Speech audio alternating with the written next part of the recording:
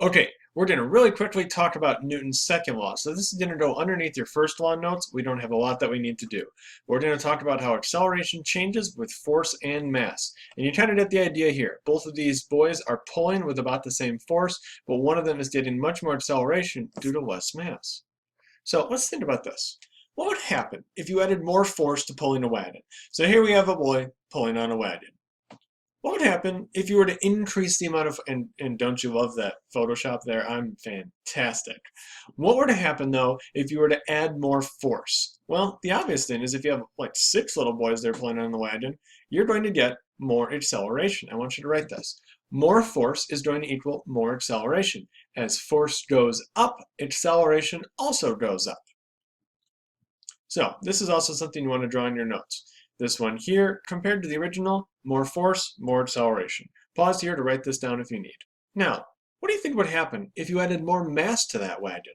So here we have our same little boy and pulling the wagon. Now all of a sudden, you've increased the amount of mass. So he's not just pulling an empty wagon, he's pulling a wagon now full of a whole bunch of his identical clones or whatnot there. Well, the obvious answer is there would be less acceleration. As you increase the amount of mass, as mass goes up, the acceleration is going to go down.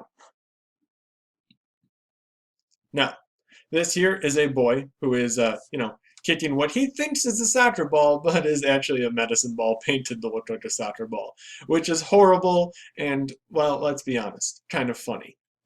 Now, in this case right here, we're back to Newton's second law. We have increased the amount of mass in this right here, which means it decreases the acceleration. Focus on the ball for a minute. The ball does not remain stationary. It's not like glued there. The ball still does move. It just is going to accelerate slower than if it was a regular ball. So remember, as mass increases, acceleration decreases. So, what do you think would happen though if you added more mass and force to a wagon? So here's our original. And now I've increased the amount of force, but I've also increased the amount of mass. Well, in this case right here, more force and more mass is going to equal about the same acceleration. They're going to kind of cancel each other out.